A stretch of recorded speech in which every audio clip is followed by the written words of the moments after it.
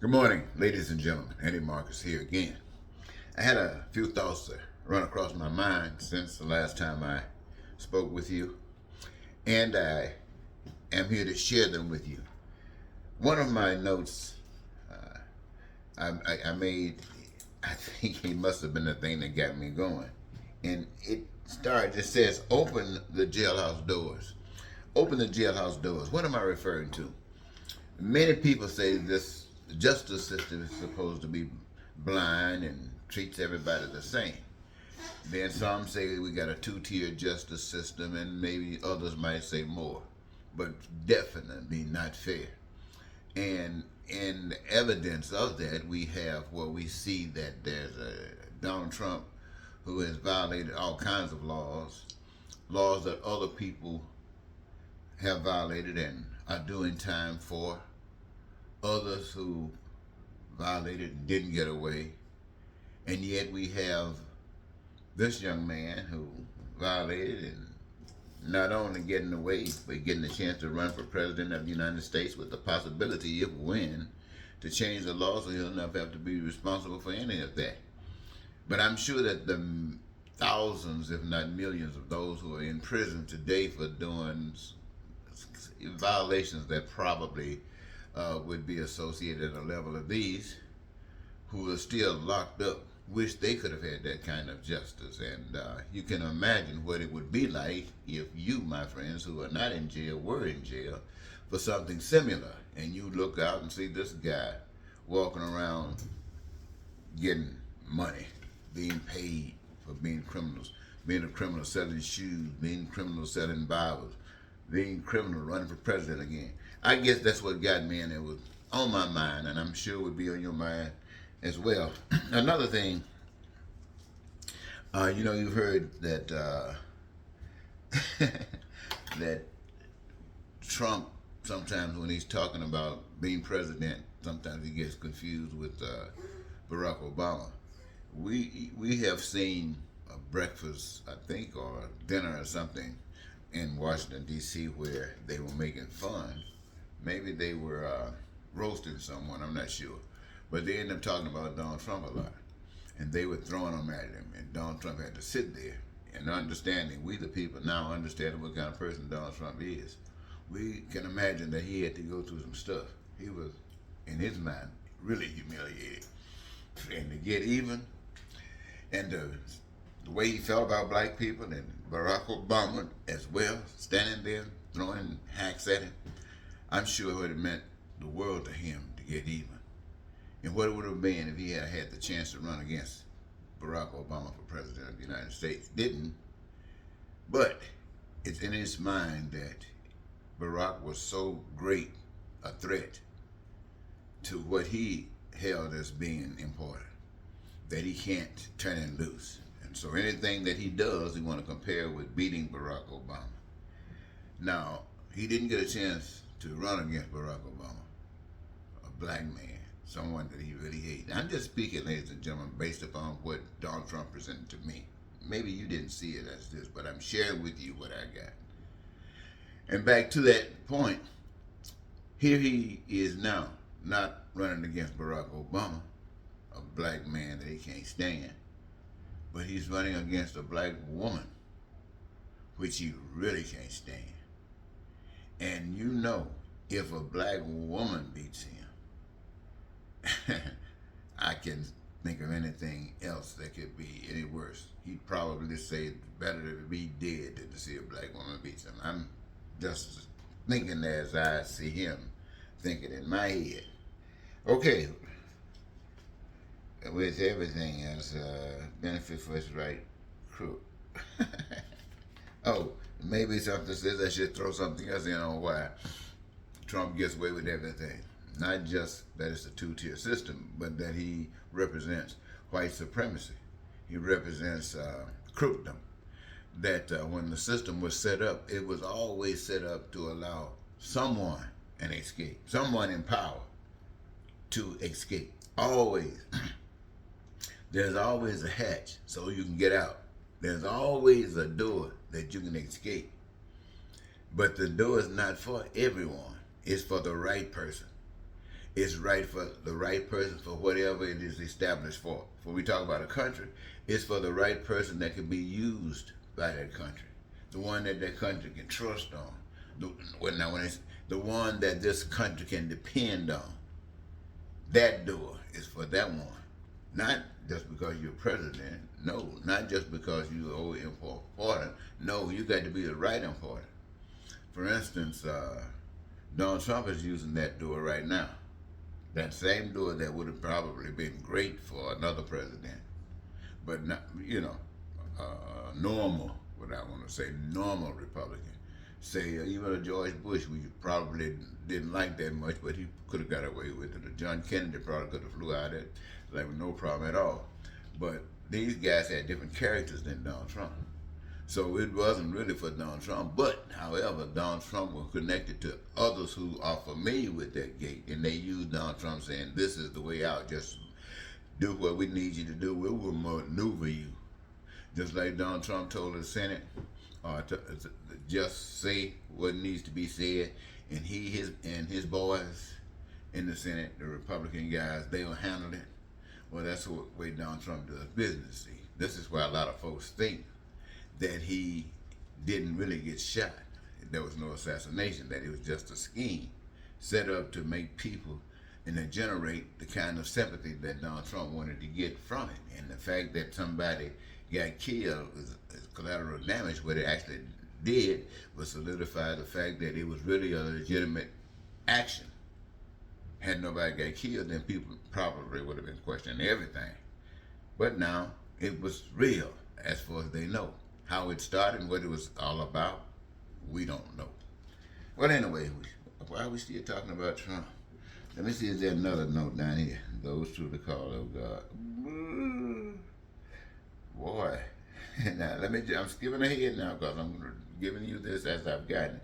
It says, those truly called of God, their number one stumbling block is the spouse.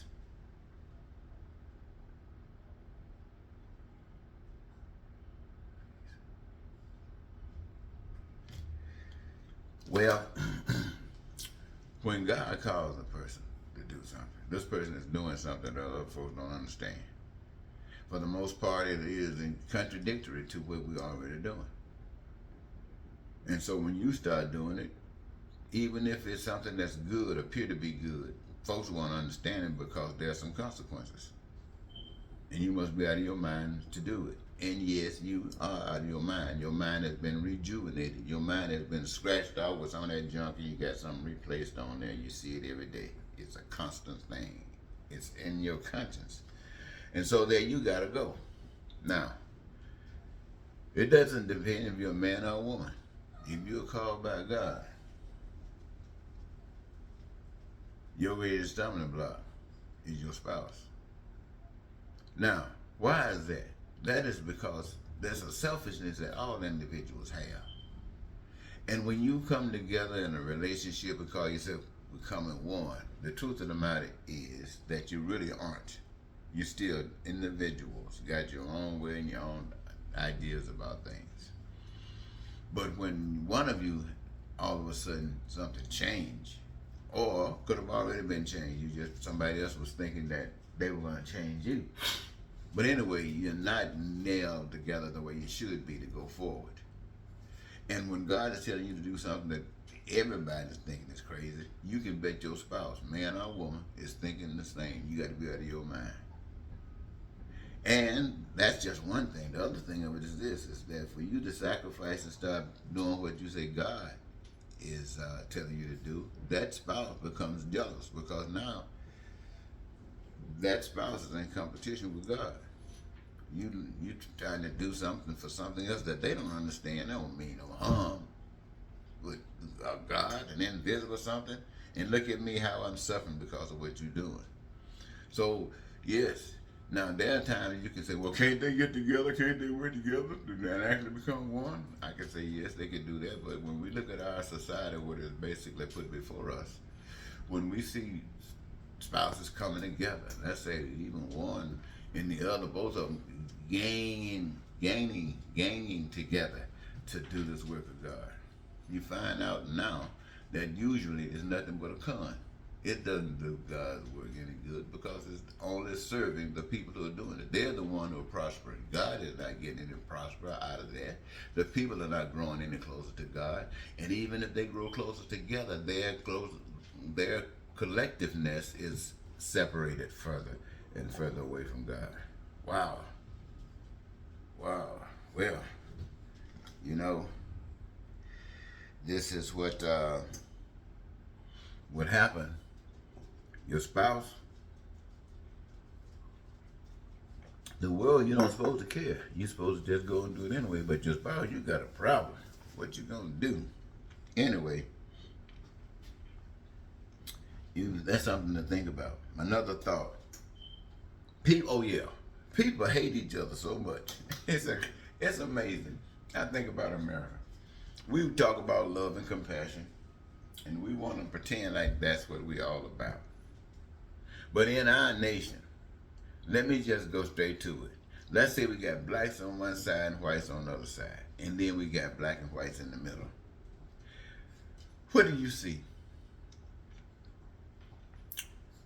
You got so much hatred in America that it appears as if Americans are ready and willing to destroy, to see America burn down, to see, you hear them talking about civil war. Oh, well, be another civil war. We can't win, it's going to be a civil war. In other words, we got to have our way or all hell going to go freeze over, and we ain't going to take it. So you better let us win.